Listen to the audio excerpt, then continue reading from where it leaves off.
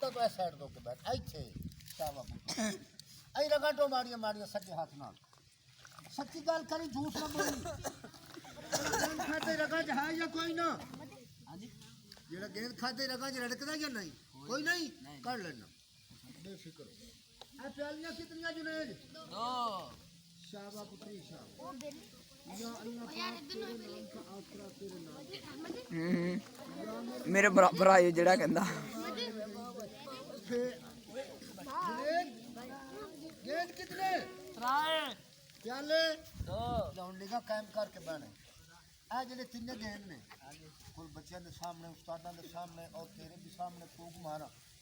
तीन गेंद फैसलाबाद शहर का सैर करके हम सवा में निकले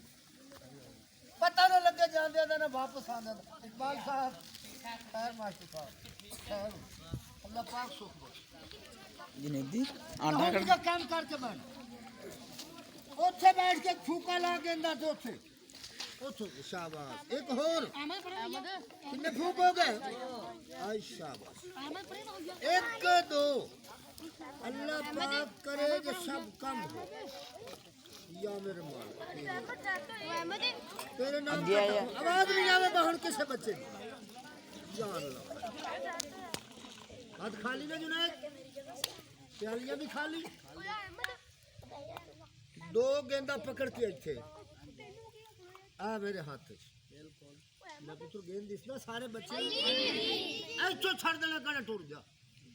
अल्लाह के हुक्म नाल टूट जा उड़ जा चला जा चला जा चला जा चला जा